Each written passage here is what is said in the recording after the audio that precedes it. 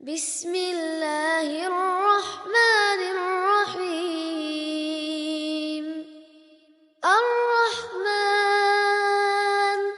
علم القرآن خلق الإنسان علمه البيان ورحمة الله وبركاته. الحمد لله رب العالمين والعاقبة للمتقين والصلاة والسلام على من أرسله الله رحمة للعالمين هاديا وبشيرا ونذيرا وداعيا إلى الله بإذنه وسراجا منيرا. أما بعد، أعوذ بالله من الشيطان الرجيم. بسم الله الرحمن الرحيم. يا أيها الذين آمنوا قوا أنفسكم وأهليكم نارا وقودها الناس والحجارة عليها ملائكة غلاظ شداد لا يعصون الله ما أمرهم ويفعلون ما يؤمرون. صدق الله العظيم. قال رسول الله صلى الله عليه وسلم: إن غلظ جلد الكافر 42 ذراعا وإن ضرسه مثل أحد وإن مجلسه من جهنم كما بين مكة والمدينة، وكما قال سيدنا حبيبنا صلى الله عليه وسلم. سبحانك لا علم لنا إلا ما علمتنا إنك أنت العليم الحكيم. لا حول ولا قوة إلا بالله العلي العظيم.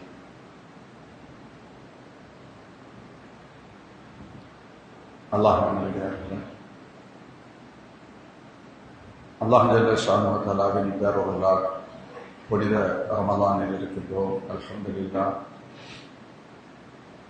ரமலானிலேயும் ஏறக்குறைய 2 பங்குகள் முதல் 2 பத்து நிறைவு பெறக்கூடிய நேரம்.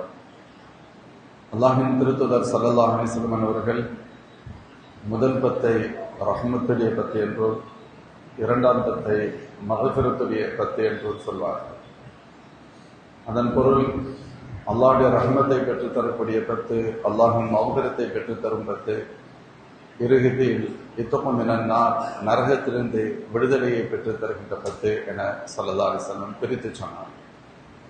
அதற்கு பொருள் மூமின்கள் இறைவனின் பேரருளை பெற்று பாவங்கள் மன்னிக்கப்பட்டு நரகத்திலிருந்து எப்படியேனும் விடுதலை செய்யப்படுவதை ரமலானில் உறுதி செய்ய வேண்டும் என்பது அதற்கு பொருள். இதில் கிட்டத்தட்ட 2 பகுதிகள் ரஹ்மத்துடைய 10 நிறைவு பெற்று மக்ஃபிரத்துடைய 10 இன்றைய மக்ரிபுடன் நிறைவு பெற்றுவிடும். அதைத் தொடர்ந்து ஐத்தகும் மினன்னார் நரகத்திலிருந்து விடுதலை செய்யப்படுகின்ற இறுதி 10 மட்டுமே பாக்கியாக இருக்கிறது. 20 நாட்கள் கழிந்துவிட்ட நிலையில் நாம் நம்முடைய இறைவனின் அருளை பெற்றோமா, அல்லாஹ்வின் மக்ஃபிரத்தை பெற்றிருக்கின்றோமா, நரகத்திலிருந்து நம்மை விடுவித்துக் கொள்கின்ற அளவிற்குண்டான தகுதியோடு இருக்கின்றோமா என்பதை நாம் கொஞ்சம் எண்ணி பார்க்க வேண்டிய தார்மீக கடமை இருக்கிறது. குறிப்பாக அல்லாஹ் ஜல்ல ஷானு வ தஆலா நரகத்திலிருந்து விடுதலை செய்கின்ற 10 என்ற பெயரில் ஐத்தகும் மினன்னார் என 3வது 10 நமக்கு தந்திருப்பது எப்படியேனும் அடியார்கள் நரகத்திலிருந்து விடுதலை செய்யப்பட்டுவிட வேண்டும் என்பது நோக்கமாகும்.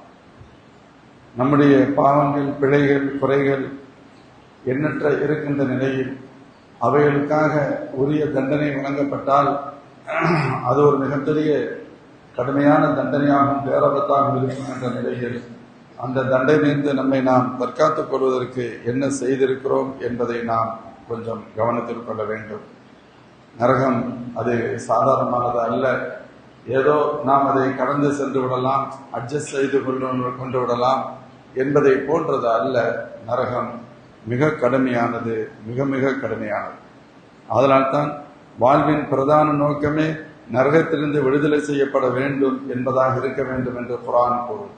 குர்ஆனுடைய ஒரு வசனம் சொல்லும்: குல்லு நஃப்ஸின் தாயிகத்துல் மௌத் வ இன்னமா துவஃபௌன உஜூரக்கும் யௌமல் கியாமா ஃபமன் ஸுஹ்ஸிஹா அனின் நாரி வ உத்கிலல் ஜன்னத ஃபகத் ஃபாஸ். அல்லாஹ் சொல்கிறான், ஒவ்வொரு உயிருள்ள பொருளும் இறப்பை சந்தித்தே ஆக வேண்டும். நீங்கள் மறுமையிலேயே கூலி கொடுக்கப்படுகின்றீர்கள். யார் நரகத்திலிருந்து விடுதலை செய்யப்பட்டு சொர்க்கத்திற்கு அனுப்பப்படுகிறாரோ அவரே வெற்றியாளர். ஆனால் இந்த உலகம் ஏமாற்று உலகமே தவிர வேறல்ல என்று கூறுகின்ற அந்த வசனத்தில் மூமின்களின் வெற்றியும் பிரதான நோக்கமும் எப்படியேனும் நரகத்திலிருந்து தங்களை விடுவித்துக் கொள்வதாக இருக்க வேண்டும் என்று சொல்கிறார். மூமின்களே, எனவே நரகத்திலிருந்து நம்மை நாம் விடுவித்துக் கொண்டு சொர்க்கத்திற்கு தகுதியுடையவர்களாக நாம் ஆவதற்குண்டான முயற்சிகளை மேற்கொள்ள வேண்டும். நரகத்திலிருந்து ஒரு மனிதன் பாதுகாக்கப்படவில்லையானாலோ சொர்க்கத்தை பெறவில்லையானால் அவனுடைய நிலை மிக மிக மோசமானதாக இருக்கும். நாளை மறுமையில் எவ்வளவு சிரமங்களோ கஷ்டங்களோ அத்தனையும் மறுமையின் சிரமங்கள் தான். இந்த உலகத்தில் மிக குறைந்த கால ஒரு சிறிய காலத்தில் தான் வசிக்கின்றோம், மிக குறைந்தபட்ச காலம். ஆனால் இந்த காலத்தில் நம்மால் சில அவமரியாதைகளை தாங்க முடியவில்லை, சில துன்பங்களை தாங்க முடியவில்லை, சில துயரங்களை தாங்க முடியவில்லை. ஆனால் அந்த மறுமையுடைய நாளில், எப்படி நிரந்தரமான அந்த நாளில் அங்கு ஏற்படுகின்ற அவமானம், அங்கு ஏற்படுகின்ற துன்பம், அங்கு ஏற்படுகின்ற துயரங்களை எப்படி தாங்க முடியும் என்று நாம் யோசித்து பார்க்க வேண்டும். நரகவாசிகளை பற்றி குறிப்பிடுகின்ற பொழுது இப்படி எழுதுவார்கள், நரகன் மக்கள் யாரெனில் நிராகரிக்கப்பட்டவர்கள் தான். அவர்களுக்கு ஒருபோதும் எதிலும் வெற்றி கிடைக்காது. அவர்களின் முகங்கள் எல்லாம் கருத்து போயிருக்கும். மலைகளை விட கடினமான சம்மட்டிகளால் அடிக்கப்படுவார்கள். அங்குமிங்கும் அலைக்கழிக்கப்படுவார்கள், துரத்தப்படுவார்கள். எப்போதும் கவலையாகவே இருப்பார்கள். மகிழ்ச்சி அடைய ஒரு வாய்ப்பும் இருக்காது. இளமை காலத்தை வீணடித்து விட்டதற்காக அவர்கள் அழுவார்கள், அழுது கொண்டே இருப்பார்கள். அழுகை கூடுமே தவிர ஒருபோதும் குறையாது. அவர்களது உடல்கள் நெருப்பினால் கரிந்து போகும், ஆனாலும் விடப்பட மாட்டார்கள். மீண்டும் புதிய உடல் அவர்களுக்கு கிடைக்கும், மீண்டும் நெருப்பை கொண்டு கரிக்கப்படும். இப்படி தொடர்ந்து நடந்து கொண்டே இருக்கும். குடிப்பதற்கு தண்ணீர் கேட்டால் அவர்களுக்கு நாற்றம் எடுக்கக்கூடிய சீல் சலம் போன்ற தண்ணீர் மட்டுமே வழங்கப்படும். சாப்பிடுவதற்கு தண்ணீர் நெருப்பு கள்ளிச்செடிகளே, முற்கள் நிறைந்த கள்ளிச்செடிகளே வழங்கப்படும். இதுதான் நரகத்தின் நிலை என்று சொல்லப்படுகிறது. சற்று விரிவாக பார்த்தால் நரகம் எவ்வளவு பிரம்மாண்டமிக்கது, பெரியது என்பதை சொல்கின்ற பொழுது, நரகத்தில் சூரியனும் சந்திரனையும் உள்ளே வைத்தால் ஏதோ ஒரு சில 2 மாடுகள் படுத்திருப்பதை போன்றுதான் இருக்கும். ஹதீஸில் வருகிறது, அஷ்ஷம்ஸு வல் கமர் ஸௌரானி முக்கவ்வரானி ஃபின்னார் யௌமல் கியாமா. நாளை மறுமையில் நரகத்தில் சூரியனும் சந்திரனும் 2 மாடுகளை போன்றுதான்.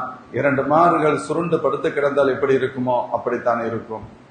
சூரியனும் சந்திரனும் நரகத்துல அதனுடைய அளவை பார்த்தா ஏதோ ஒரு உரத்துல 2 மாடு படுத்திருக்கு அப்படிங்கிற மாதிரி இருக்கும். ஆனால் சூரியன் பூமியை விட எவ்வளவு பெரியது? ஆய்வாளர்கள் சொல்வார்கள், பூமியை விட 13 லட்சம் மடங்கு பெரியது சூரியன். எவ்வளவு பெரியது? 13 லட்சம் மடங்கு இந்த பூமியை விட சூரியன் பெரியதான். ஆனால் இந்த சூரியன் ஒரு மாடு பல்லுள்ள நரகத்துல படுத்திருக்கிற நரகத்துல ஒப்பிட்டால் ஒரு மாடு படுத்திருந்தா எப்படி இருக்கும் அப்படித்தான் தெரியும். அப்படியானால் அந்த நரகம் எவ்வளவு பிரம்மாண்டம் மிக்கது. நரகத்தின் ஆழத்தை பற்றி சொல்லப்படுகிறது. ஒரு கல் ஒன்று கீழே போடப்பட்டால் அது அதனுடைய ஆழத்தை அடைவதற்கு 70 வருடங்கள் ஆகும். அதாவது நரகம் எவ்வளவு பெருசு அப்படிங்கிறத புரியறதுக்காக சொன்னாங்க.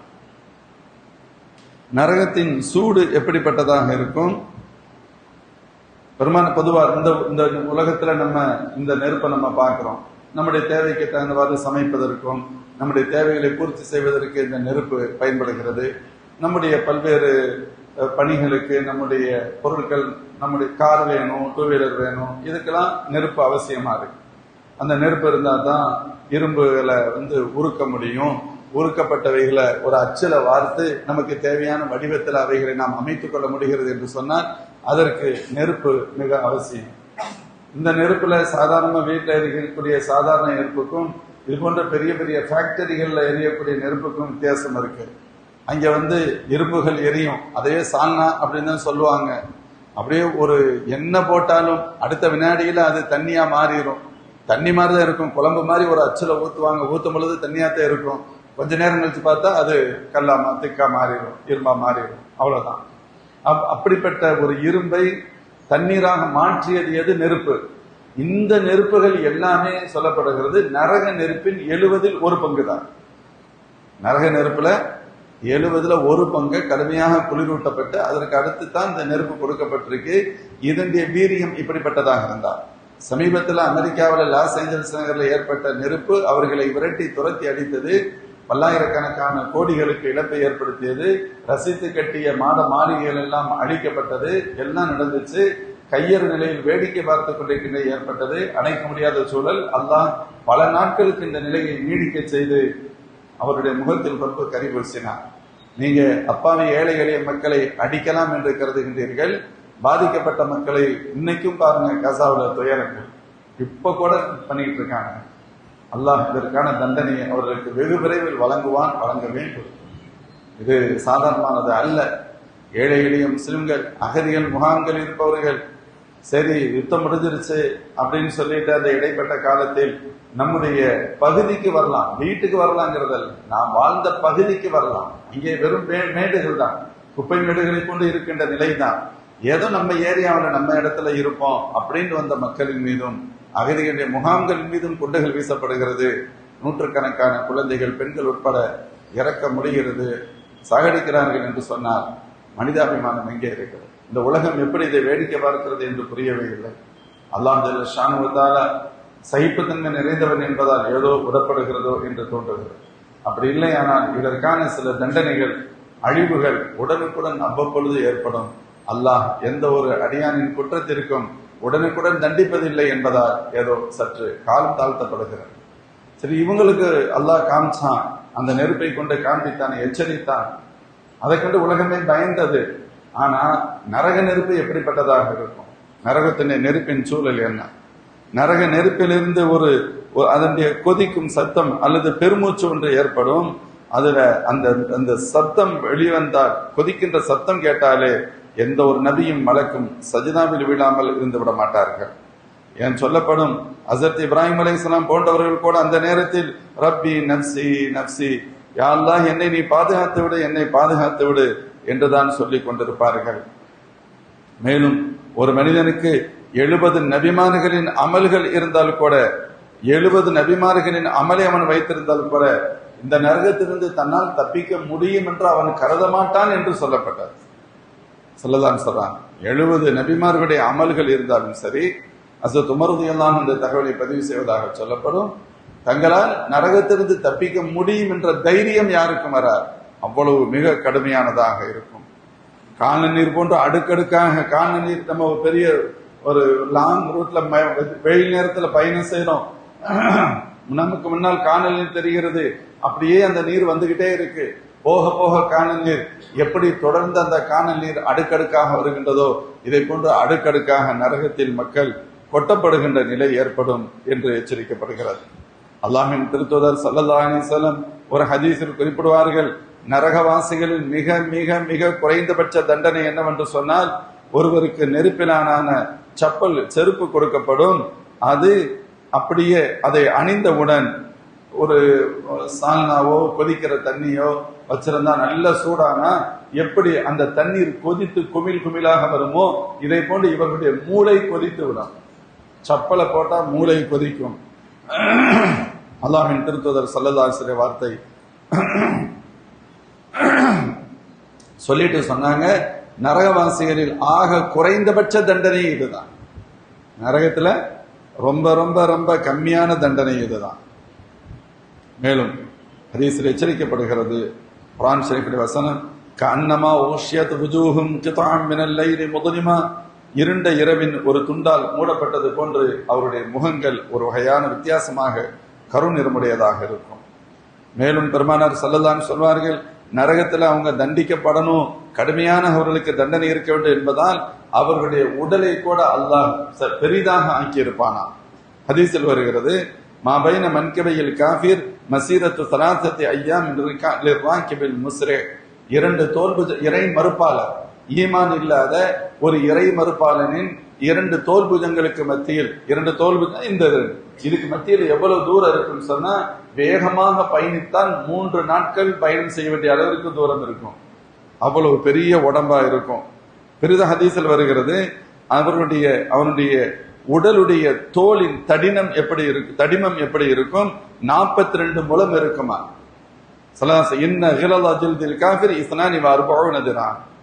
அவனுடைய பல்லு கடவாய் பல்லு எப்படி இருக்கும்?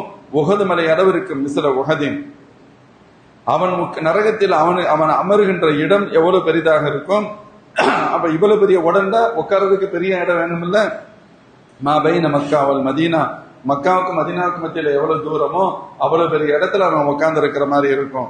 நம்ம பாக்குறோம் உஹது மலை 1077 மீட்டர் உயரம் உடையது. இன்னைக்கு நம்ம பாக்குற மலை தானே உஹது மலை. 1077 மீட்டர் உயரம் உடையது. மக்காவுக்கு மதீனாவுக்கு மத்தியான தூரம் ஏறக்குறைய 450 கிலோமீட்டர். இவ்வளவு பெரிய உடம்பு. ஆனா நரகத்தில் போடப்படுகின்ற பொழுது, நரக தண்டனை அனுபவிக்கின்ற பொழுது ஒண்ணும் இல்லாம பஸ்பமா மாறிடும். இன்னல்லதீன கஃபரு அல்லாஹ் ஜல்ல ஷானுஹு தஆலா வசனத்தில் சொல்வான், சௌஃப நுஸ்லீஹிம் நாரா குல்லமா நதிஜத் ஜுலூதுஹும் பத்தல்நாஹும் ஜுலூதன் கைரஹா. நரகவாசிகளை நாம் தண்டிக்கின்ற பொழுது அவர்கள் உடல்கள் எல்லாம் அப்படியே விளவெழுத்து போய்விடும். அப்படியே அந்த நெருப்பின் சூட்ல பஸ்பமாயி அப்படியே உதிர்ந்து விடும் சதைகள் எல்லாம்.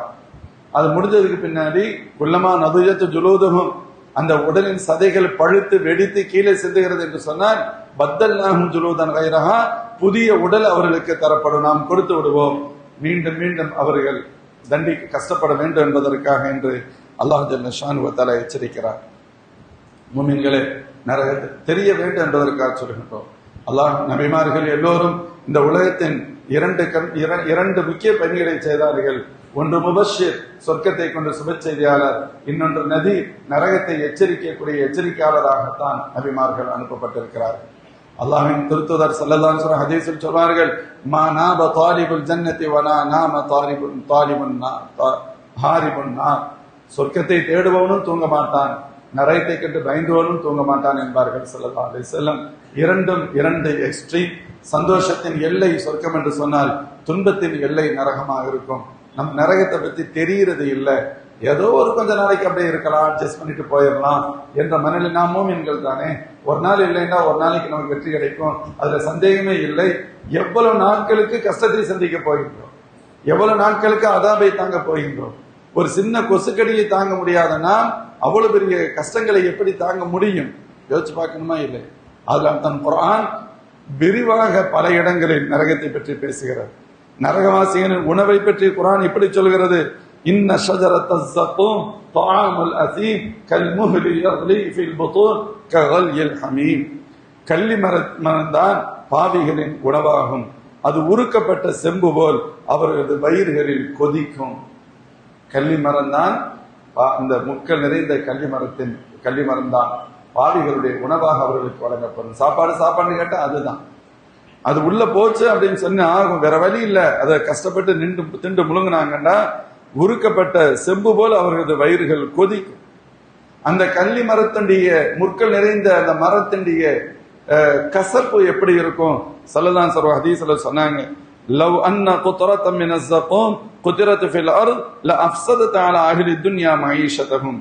கள்ளி மரத்தின் ஒரே ஒரு சிறு துளி, கள்ளிமரச் செடியின் ஒரு சிறு துளி இந்த பூமியில் விடுமானால் இந்த பூமியில் உண்டான அத்தனை பேருடைய வாழ்க்கையும் நாசமாகிவிடும், எல்லா டேஸ்டும் போயிடும், முழு வாழ்க்கையும் நாசமாகிவிடும். அப்படியானால் யாருடைய உணவே கல்லிமரமாக இருக்குமோ, வேறு உணவே இருக்காதோ, அவர்கள் நிலை எப்படிப்பட்டதாக இருக்கும்?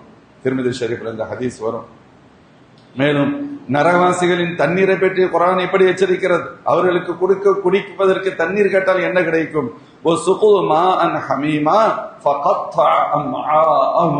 கடுமையான சூடேற்றப்பட்ட தண்ணீர் அவளுக்கு வழங்கப்படும். ஹமீம் அப்படின்னு சொன்னா இதுக்கு மேல சூடேற்ற முடியாது, இருக்கிற ஹை டெம்பரேச்சர், அவ்வளவு சூடான. ஒரு டீ கொஞ்சம் அளவு விட சூடுதலா இருக்கு, குடிச்சோன்னு அப்படியே இது பண்றோம், அது உள்ள இந்த தொண்டையில போகும் பொழுது வைக்கும் பொழுது அவ்வளவு கஷ்டப்பட்டதும்.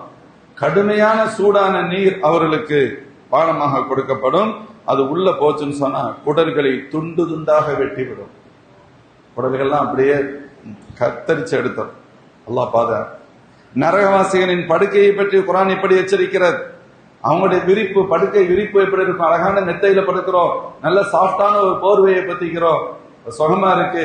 அல்லாஹ் சொல்கிறான், லஹும் மின் ஜஹன்னம மிஹாத் வ மின் ஃபௌகிஹிம் கவாஷ் வ கதாலிக நஜ்ஸில் ஸாலிமீன். எச்சரிக்கைக்குரிய வார்த்தைகள். லஹும் மின் ஜஹன்னம மிஹாத், அவர்களுடைய படுக்கை விரிப்பும் நரக நெருப்பினாலானதா இருக்கும். அவர்களுக்கு மேல் போர்த்தப்படுகின்ற போர்வையும் நரக நெருப்பானதான். ஒன்னு இருந்தாலே ஆபத்து, எங்க முடியும்? அவருடைய படுக்கையின் நிலை இதுதான்.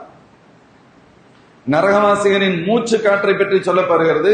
ஒரு நரகவாசி நரகத்தின் துன்பத்தினால் அவன் விடக்கூடிய ஒரு மூச்சு காற்று 1,00,000 பேரை கூட அழித்து விடும். மூச்சு காற்றை ஸல்லல்லாஹு அலைஹி வஸல்லம் ஹதீஸ், لو كان في هذا المسجد 100,000 يزيدون وفيه رجل من أهل النار فتنفس فأصابه النفس لاحترق المسجد ومن فيه. ஸல்லல்லாஹு அலைஹி சொல்றாங்க, உதாரணத்து புரியறதுக்கு சொல்றாங்க, இங்க 1,00,000 பேருக்கு மேல இருக்கீங்கன்னு வச்சுக்கோங்க, 1,00,000 பேர் அதை விட கூடுதலா இருக்கீங்க. நரகவாசி ஒருவர் இருந்து அந்த துன்பத்தின் காரணமாக விடக்கூடிய ஒரு பெரும் மூச்சு காற்று இருக்கிறது, அந்த மூச்சு காற்று எல்லோரையும் அழித்துவிடும். பள்ளி இல்லு எல்லா அதுல இருக்கக்கூடிய ஆட்களை எல்லாத்தையும் அழிச்சிடும் சொன்னாங்க அல்லாஹ்வின் திருத்தூதர் ஸல்லல்லாஹு அலைஹி வஸல்லம். முஃமின்களே, நாம் மிகுந்த எச்சரிக்கைக்குரிய விஷயம். பிரம்மாண்டமிக்க கழுத்துகளை கொண்ட பாம்புகள் இருக்கும். ஹதீஸ்ல வருது, ஸல்லல்லாஹு சொல்றாங்க, இன்ன ஃபின்னாரி ஹய்யாத் கம்சாலி அனாகில் புஹத் தல்ஸ யஹதாஹுன லஸ்ஆ ஃபயஜித ஹம்மதஹா 40 ஹரீஃபா. ஸல்லல்லாஹு சொல்றாங்க, நரகத்துல எருமை மாட்டின் கழுத்துக்களை போன்று இருக்கக்கூடிய பாம்புகள் இருக்கும். கோவேறு கழுதுகளை போன்ற தேள்கள் இருக்கும். தேள்கள் கோவேறு கழுதுகளை போன்று இருக்கும். இந்த ஒரு பாம்பு ஒரு தடவை அவனை கொத்துச்சு அப்படின்னு சொன்னா அதனுடைய அந்த கடுப்பு வலி 70 ஆண்டுகள் வரை இருக்கும், 40 ஆண்டுகள் வரை நீடிக்கும் என சொல்லப்படுகிறது. நமக்கு சில சமயத்துல கொசு கடிச்சா ரொம்ப நேரம் அந்த கடுப்பு இருக்கும். சில இது தெரியாது, சில கொசு கடிச்சா அது கடிச்சிட்டு போயிருக்கும். ஆனா கிட்டத்தட்ட 10 நிமிஷம், 1/4 மணி நேரம், அரை மணி நேரம், சில சமயத்துல 1 மணி நேரம், ரொம்ப நேரம் அப்படியே ஒரு மாதிரியா இருக்கும். இதுக்கு கடிச்சிட்டு போயிருச்சு. கடிச்ச நேரத்தில் மட்டுமல்ல, கடிச்சிட்டு போனதுக்கு பின்னால் ஒரு வகையான கடுப்பு இருக்கிறது. அங்க இருக்கக்கூடிய தேல் போன்றவைகள் கடித்ததற்கு பின்பு அது சரியாகுவதற்கு, அந்த கடுப்பு நீங்குவதற்கு 40-70 ஆண்டுகள் ஆகும். ஆனா தொடர்ந்து அது கடித்துக் கொண்டே இருக்கும் என்று சொன்னால் எங்கு போய் சொல்வார்? மேலும் எச்சரிக்கப்படுகிறது. அல்லாஹ்வின் திருத்தூதர் ஸல்லல்லாஹு அலைஹி சொன்னார்கள், நரகவாசிகளின் அழுகை எப்படி இருக்கும்? அவர்கள் கண்ணீரை எல்லாம் ஒன்று திரட்டினால் கப்பலையே விடலாம், அப்படி இருக்கும்.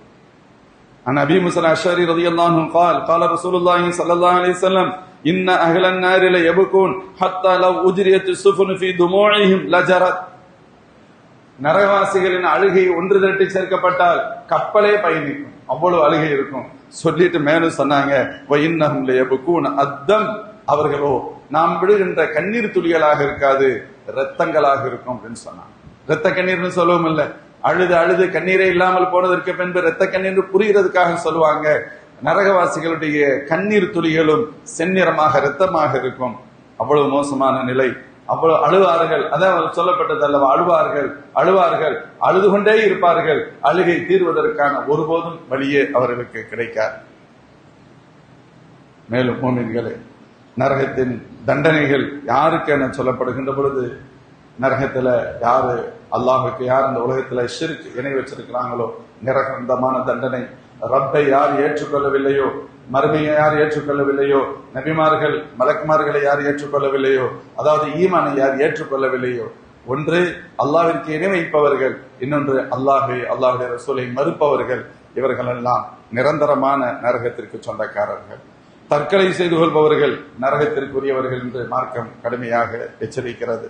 அதே போன்று பெருமைக்காக ஒரு காரியத்தை செய்பவர்கள் அல்லாஹ் பாதுகாக்கணும், நரகத்தில் கொடுக்கப்படும், தண்டிக்கப்படும் என்று நாம் ஹதீஸ்ல வரும். சில முக்கியமான நபர்கள் அழைக்கப்படுவார்கள். பெரிய கொடைவல்லல் அழைக்கப்படுவார். பெரிய ஒரு முஜாஹித், மார்க்கத்திற்காக தன் உயிரை நீட்ட ஷஹீத் அழைக்கப்படுவார். ஒரு மிகச்சிறந்த அறிஞர் பெருமகனார் அழைக்கப்படுவார். அவங்கள்ட்ட எல்லாம் கேட்பாங்க, நீங்க எல்லாம் என்ன பண்ணீங்க? அவங்க சொல்லுவாங்க, நாங்க இப்படி செஞ்சோம் அப்படின்னு சொல்லுவாங்க. ஒரு செல்வந்தர் தன் பணத்தை எல்லாம் நான் உனக்காக செலவு செய்தேன் என்று சொல்வார். ஒரு ஷஹீத் உனக்காக நான் போரிட்டு வீரமரணம் அடைந்தேன் என்று சொல்வார். ஒரு அறிஞர் உனக்காக நான் உன்னுடைய கருத்துக்களை எல்லாம் மக்களிடத்தில் எடுத்து சொன்னேன் என்று சொல்வார்.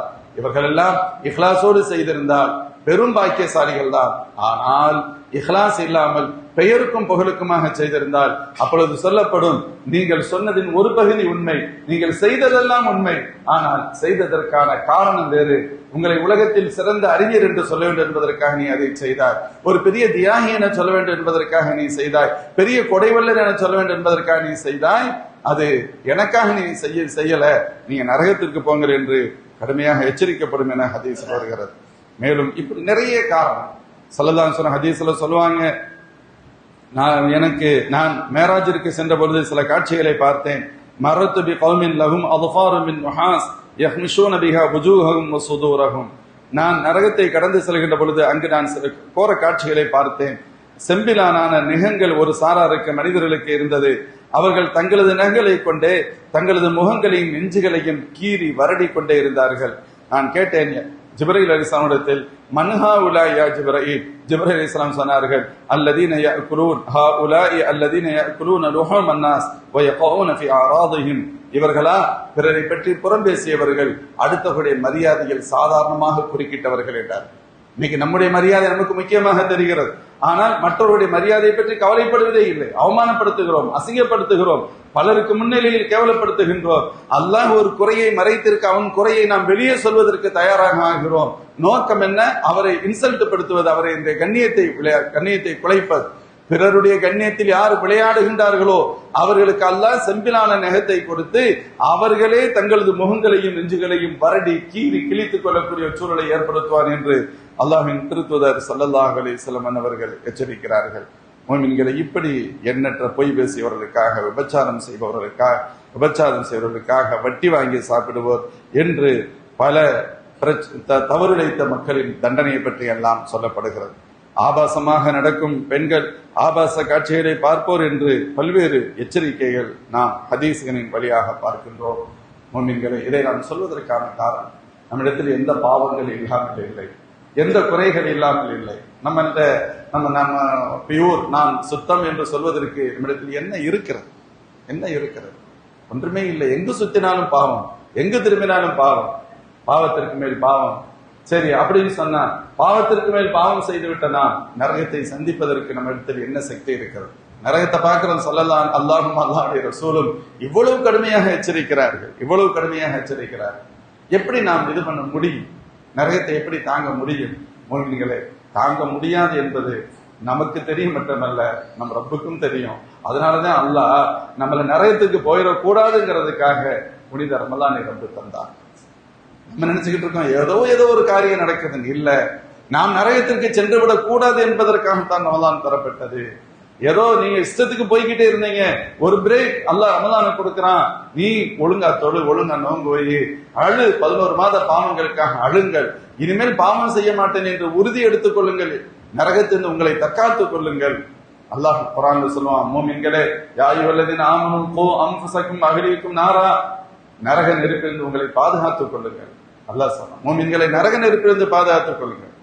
வகூதுஹன் நாஸ் வல் ஹிஜாரா, நரகத்தின் எரிபொருள் என்ன தெரியுமா? மனிதர்களும் அவர்கள் வணங்கிய கற்களும் தான். அலைஹா மலாயிகத்துன் கிலாப், கடுமையான தோற்றமுடைய மலக்குமார்கள் அங்கே இருப்பார்கள். அவருடைய தோற்றமும் கடுமையாக இருக்கும். அவங்களை பார்க்கிறதே மிகப்பெரிய தண்டனையா இருக்குமா? அந்த தோற்றத்தை பார்ப்பதே தண்டனையாக இருக்கும். கடுமையான தோற்றமுடையவர்கள், இரக்கமே இல்லாதவர்கள். அல்லாஹ் என்ன சொல்றானோ அதை மட்டும்தான் செய்வான். அப்படிப்பட்டவங்க இருப்பாங்க. சொல்லப்படுகிறது, சிலருடைய கைகளில் இரும்பினாலான கொக்கிகள் இருக்கும். அப்படியே வாய்க்குள்ள கொடுத்து மூக்குடைய ஓட்டையில கொடுத்து அதை இழுப்பாங்க. பெடரி வரைக்கும் அப்படியே இழுக்கப்படும். ரெண்டும் அங்க வரைக்கும் போயிடும். அதுவும் எவ்வளவு பெரிய உடல் பருமன் இருக்குன்னு நம்ம ஹதீஸ்ல பார்த்தோம். அப்ப அவ்வளவு தூரம் இழுக்கப்படுதுன்னா யோசிச்சு பாருங்க. அதுக்கடுத்து இந்த பக்கம் வந்து அடுத்த இந்த சைட்ல கொடுத்து இழுப்பாங்களாம். அது அவ்வளவு தூரத்து அப்படியே பெடரி வரை வரும். இது இழுத்து முடிக்கிறதுக்கல்ல அந்த பக்கம் சரியாயிரும், திரும்ப அந்த பக்கம் வருவான். இப்படி எல்லாம் நரகத்தின் சூழல் இருக்க இதை நாம் எங்கே சமாளிக்க முடியும்? நரகத்திற்கு கொண்டு போய் சேர்க்கக்கூடிய பாவங்கள் அனைத்தும் ஏதோ விதவிதமாக சிறியதோ பெரியதோ என்பதில் இருந்து கொண்டே இருக்கிறது. ஆனால் நரகத்தை தாங்குவதற்கான சக்தி அறவே இல்லை. அப்ப என்னதான் செய்யணும்? நரகத்திலிருந்து பாதுகாப்பு தேடணும். அதனாலதான் அல்லாஹ் இறுதி பத்தை தர்றான், மூமின்களே, இது நரகத்திலிருந்து உங்களை விடுவிப்பதற்காகவே நான் வழங்கி இருக்கக்கூடிய பத்து. இதை நீங்கள் பயன்படுத்திக் கொள்ளுங்கள். அல்லாஹ்விடத்தில் நீங்கள் பாவ மன்னிப்பு தேடுங்கள். அல்லாஹ்விடத்தில் மௌஃபிரத்தை கேளுங்க. எப்படியாவது உங்களது பிழைகள் பாவங்கள் மன்னிக்கப்பட வேண்டும் என்பதில் குறியாக இருக்கு. அல்லாஹ்வின் திருத்தூதர் ஸல்லல்லாஹு அலைஹி வஸல்லம் சொன்னாங்க, ரமலான் மாசத்துல 4 காரியத்தை அதிகம் செய்யுங்க. 2 செய்யறது ரப்ப திருப்திப்படுத்தும், 2 நீங்க ஒண்ணு செய்யாம இருக்க முடியாது அப்படின்னு சொல்லிட்டு ஸல்லல்லாஹு அலைஹி சொன்னாங்க. ரப்பை திருப்திப்படுத்தும் 2 காரியங்கள், நீங்கள் தذكرون الله وتستغفرون, அல்லாஹ்வை அதிகம் திக்ர் செய்யுங்க, அல்லாஹ்விடத்தில் அதிகம் பாவ மன்னிப்பு தேடிக்கொண்டே இருங்கள். இதை 2 செய்ய செய்ய அல்லாஹ்வுக்கு உங்க மேல பிரியம் வரும். இன்னும் 2 காரியம் இருக்கு, அதை நீங்க ஒண்ணு கேட்காம இருக்க முடியாது. என்ன அது?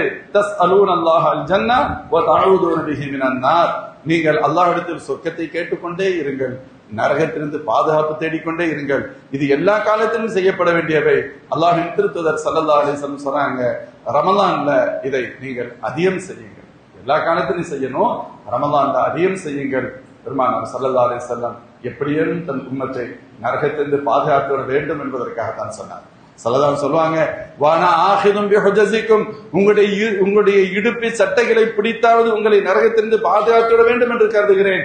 ஆனா நீங்களோ ஓடி போய் நரகத்தில் விழுவதற்கு முயற்சிக்கின்றீர்கள் என்று பெருமானார் ஸல்லல்லாஹு சொல்வார்கள். அதற்கு காரணம், அதற்கு பொருள், எப்படியேனும் உங்களை நரகத்திலிருந்து பாதுகாத்து விட வேண்டும் என்று நான் துடிக்கிறேன். நீங்களோ நாங்கள் அங்குதான் சென்றே ஆவோம் என்பது சொல்லாமல் சொல்லி உங்களுடைய காரியங்கள் அதை போட்டு தெரிகிறது. முஃமின்களை நாம் எழுந்து எச்சரிக்கையாக இருக்க வேண்டும். நம்ம நரகத்துல தாங்குற சக்தி இல்ல, சிறு கொசியை கடுகை தாங்குவதற்கு சக்தி இல்ல, அதுக்கு நம்ம ஏதாவது செல்லு போடுவோம், கொசுவலையை கட்டிக்கிடுவோம். இதுதான் நம்முடைய நிலை. நாம் பலகீனமானவர்கள் தான். ஃபேன் இல்லாம நம்மளால இருக்க முடியாது, ஏசி இல்லாம இருக்க முடியாது. நாம் அவ்வளவு பலகீனமானவர்கள் தான். இவ்வளவு பலகீனமும் நம் கண்களுக்கு முன்னால் தெரிந்திருந்தோம். என்ன தைரியம் தவறுகள் செய்வதற்கும், அதில் நிரந்தரமாக இருப்பதற்கும், அதை பற்றி கண்டுகொள்ளாமல் இருக்கும், அதிலிருந்து அல்லாஹ்விடத்தில் மீளாமல் இருக்கின்றோம் என்று சொன்னார். என்ன தைரியம்? அல்லாஹ் அந்த தைரியத்தை நீக்கிறதுக்காகத்தான் குர்ஆனுடைய இந்த வசனங்களை எல்லாம் அல்லாஹ் சொல்லுகிறார். நீங்க அப்படி அசட்டு தைரியத்தில் இருக்கிறாதீங்க, நரகம் ரொம்ப ஆபத்தானது. அல்லாஹ்வின் திருத்தூதர் ஸல்லல்லாஹு அலைஹி சொல்றாங்க, அசட்டு தைரியத்தில் இருந்துறாதீங்க, நரகம் ரொம்ப கொடூரமானது, மிக கொடுமையானது. எப்படியேனும் உங்களை அதிலிருந்து விடுவித்துக் கொள்ளுங்கள். அதற்காகவே அல்லாஹ் ஏற்ற காலமாக ரமலானை தந்திருக்கிறான். குறிப்பாக இறுதி 10 அதற்கானது. இறுதி 10 கண்ணியத்திற்கிற முன்னிலே இன்றைய மதுரையிலிருந்து தொடங்குகின்றது. ஏதோ பெருநாள் நெருங்கி விட்டது, அதற்கான தேவைகள், துணிமணி, டிரெஸ், சிந்தனை முழுக்க அதிலேயே நாம் கழிப்பதை தாண்டி பெருநாளில் சந்தோஷப்படலாம், பட வேண்டும் என்பது வேறு. ஆனா அது வரைக்கும் உள்ள நாட்களை நாம் மிகுந்த கவனமாக, அதாவது வினாடி வினாடியாக பயன்படுத்தணும். ஏரியாவை பொறுத்து ரொம்ப தூரத்துல போய் ஒரு இடத்த பேசுறோம்னு சொன்னா ஏக்கர் என்ன விலைன்னு சொல்லுவாங்க. இன்னொரு இடத்துக்கு வந்தவன் சொன்னா சென்ட் என்ன விலைன்னு சொல்லுவாங்க. இன்னொரு இடத்துக்கு வந்தவன் சொன்னா ஸ்கொயர் ஃபீட் என்ன விலைன்னு சொல்லுவாங்க. இன்னும் ரொம்ப உள்ள போயிட்டோம்னு சொன்னா இத்தனை ஒரு சின்ன இன்ச்சுக்கு இவ்வளவு இடம் காசு கொடுக்கணும்னு சொல்லுவாங்க. அது இருக்கக்கூடிய இடத்தை பொறுத்து மாறிக்கிட்டே இருக்கும். அப்படித்தானே இருக்கும். இது இயல்பு. அப்படின்னு சொன்னா எல்லா காலங்களும் ஒரே மாதிரியான காலங்கள் அல்ல. ரமலான் அல்லாத காலங்களும் ரமலான் வித்தியாசம் உண்டு. ரமலானுடைய இறுதி 10 இன்னும் வித்தியாசம் உண்டு. அதனுடைய நாட்களை அல்ல, அதனுடைய மணிகளை அல்ல, அதனுடைய நிமிடங்களை அல்ல, அதனுடைய வினாடிகளை கூட கவனமாக நாம் பயன்படுத்த வேண்டும் என்பது அதற்கு பொருள். எல்லாம் அல்ல அல்லாஹ் ஷானுஹு வ தஆலா அதை முறையாக பயன்படுத்தி அல்லாஹ்விடத்தில் நாம் பாவமன்னிப்பு இஸ்திக்ஃபார் செய்து தௌபா செய்து அல்லாஹ் நம் தௌபாவை அங்கீகரித்து நரகத்தின் படுபாதகத்திலிருந்து, படுமோசமான கடுமையான தண்டனைக்குரிய நரகத்திலிருந்து அல்லாஹ் நம்மையும் உலக முஃமின்கள் அனைவரையும் பாதுகாப்பானார். وآخر دعوانا الحمد لله رب العالمين. السلام عليكم ورحمة الله وبركاته. صدق الله العظيم.